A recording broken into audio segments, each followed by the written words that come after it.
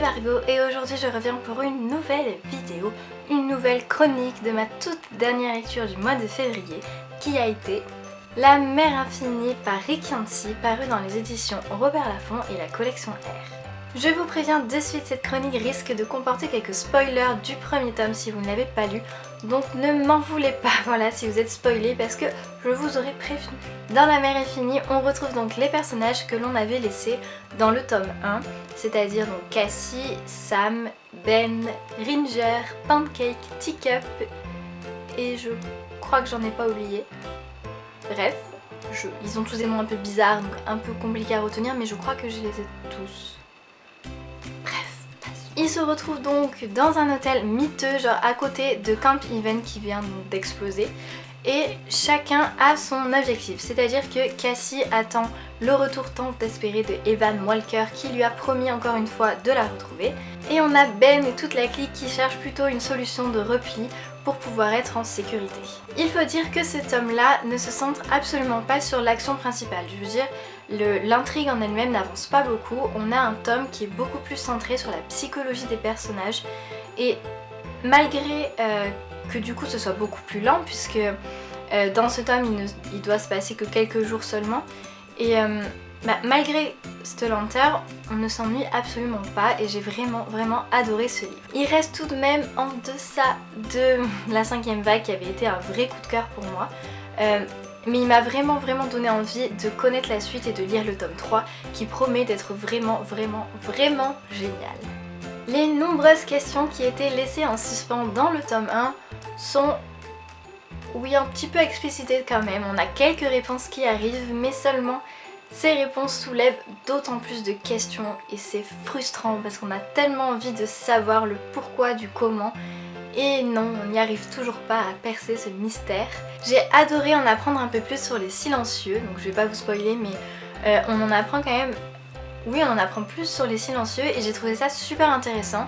Mais encore une fois, ça reste tellement mystérieux, on est toujours là en train de se poser tellement de questions que du coup, on a très hâte de continuer l'histoire, de lire le tome 3 pour enfin avoir nos réponses tant attendues. J'ai également trouvé quelques passages super intéressants comme l'histoire de Pancake, on en apprend quand même beaucoup plus sur ce personnage et j'ai vraiment aimé son histoire qui était touchante, mais aussi l'apparition d'un tout nouveau personnage qui sera un ennemi qui est Grace ou Grace, je sais pas trop comment le prononcer, moi je dirais Grace parce qu'il y a un accent circonflexe sur le A, mais je suis pas sûre. Bref, j'ai beaucoup son arrivée qui nous permet, elle par contre, d'en apprendre plus sur le passé d'Evan, sur comment est-il devenu un silencieux. J'ai trouvé ça cool puisque voilà, Rick Yancey, tout en renouvelant l'histoire, permet de développer encore plus la dimension psychologique du roman. J'aurais cependant quelques bémols à noter sur l'histoire générale, puisque j'ai trouvé en fait que l'histoire Cassie-Evan est un peu oubliée dans ce tome, ce qui est dommage parce que moi j'aimais beaucoup l'histoire entre Cassie et Evan. Du coup je suis un peu triste qu'il les ait mis de côté, elle perdait vraiment en intensité cette relation. Cependant je pense qu'il va nous réserver quelques surprises dans le tome 3 et je l'attends au tournant. Il y a également le fait que certains personnages qui apparaissent et qui donc renouvelaient l'histoire disparaissent directement à la fin du tome. Enfin genre à la fin du tome normalement on ne les reverra plus et j'ai trouvé ça dommage en fait de faire apparaître un personnage qui a l'air super important pour le faire mourir quelques temps plus tard. Je trouve ça un peu moyen. Mais après, comme je disais, Rick Yancey nous réserve sûrement beaucoup de surprises pour le tome 3. Du coup c'est une raison de plus pour moi de continuer cette saga pour en apprendre beaucoup plus et pour, j'espère, être surprise. Pour ce qui est des personnages, j'ai beaucoup aimé les retrouver face à leur propre conscience en fait et voir toute cette dimension psychologique puisque vous le savez maintenant si vous suivez mes vidéos ou si vous lisez mon blog, j'aime beaucoup tout ce qui est dimension psychologique des personnages quand les personnages sont complexes et du coup ça m'a beaucoup plu de retrouver cette dimension là dans ce tome. On a par exemple une Cassie qui est vraiment perdue, qui est ébranlée par le fait que elle a une nouvelle fois perdu Evan, qui l'avait retrouvé et qui au final est reparti. Voilà.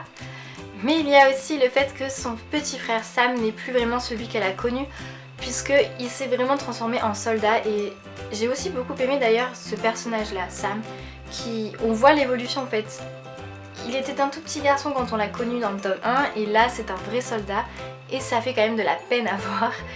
Et du coup voilà, Cassie est ébranlée par tout ça. On a aussi Ben qui est assez touchant puisqu'il est affaibli dans ce tome là et qu'on le voit finalement sous un autre angle. Et comme je vous l'ai dit, un changement majeur avec Ringer va vraiment lui promettre d'être beaucoup plus mise en avant dans le tome suivant. Et je pense que c'est une très bonne chose. Je ne vous parlerai pas trop de Evan Walker pour éviter de vous spoiler, mais sachez que on le voit quand même, mais pas beaucoup. Lui aussi est un peu mis de côté, il est un peu effacé dans ce tome là et je pense pareil qu'il va être beaucoup plus présent dans le tome suivant. Pour ce qui est de l'écriture, on retrouve la caractéristique de la 5e vague qui est les différents points de vue. Donc chaque partie égale un point de vue et encore une fois ça ne m'a absolument pas gênée puisque à chaque partie j'avais envie de connaître la suite, donc ça m'a poussée à le lire vraiment vite et j'ai beaucoup aimé. J'ai aussi retrouvé l'écriture particulière, le petit côté familier de l'écriture de Rick Yancey. Et encore une fois, comme dans la 5e vague, ça rajoute au réel et j'ai beaucoup aimé cette facette de l'écriture. Cependant, tout comme dans la 5e vague, certaines parties traînent en longueur, notamment l'avant-dernière partie, donc toute la longue partie sur Ringer, qui parfois, des fois il y a vraiment des moments où il aurait pu couper pour nous éviter toute cette longueur parce que c'est la seule partie vraiment où je me suis dit des fois bon j'aimerais bien passer à la suivante et du coup c'était un peu dommage de ce côté là, mais voilà, à part cette partie tout va super vite, tous les éléments s'enchaînent et franchement on ne s'ennuie absolument pas en lisant ce livre. Je finirai cette chronique par le point livre, objet livre, qui est encore une fois super joli. Les éditions Robert Laffont nous gâtent puisque franchement entre la 5e vague et la mer infinie on se retrouve avec des couvertures genre magnifiques avec ces petits effets métallisés, je ne sais pas si on voit bien, ça doit briller. Voilà ces couleurs, la mer infinie, enfin ça nous rappelle vraiment l'ambiance du livre et j'ai beaucoup aimé cette édition. Encore une fois on retrouve les pages noires pour chaque partie, par exemple le prologue, déjà on a le prologue qui est écrit tout en blanc sur noir, et voilà, on a un prologue qui est écrit en blanc sur noir et je trouve ça trop joli.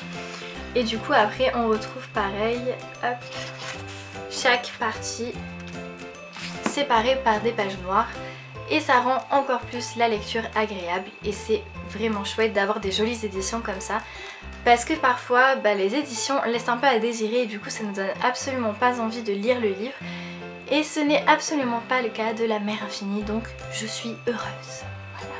Voilà donc pour cette chronique sur la mer infinie de Rick Yancey, j'espère qu'elle vous aura plu. Vous pouvez toujours me dire en commentaire ce que vous en avez pensé, si vous l'avez lu ou pas, si vous l'avez aimé ou pas. J'attends avec impatience tous vos avis, vos commentaires et tout ça quoi.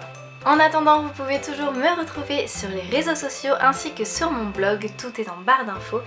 Surtout que la chronique est souvent beaucoup plus détaillée et beaucoup plus complète et aussi beaucoup plus claire finalement sur mon blog qu'à l'oral en vidéo, donc n'hésitez surtout pas à aller jeter un œil. Et moi je vous retrouve très vite pour de nouvelles vidéos. Bye. Dans la mer infinie on retrouve donc les personnages que l'on... Dans la mer infinie on retrouve donc les personnages que l'on avait retrouvés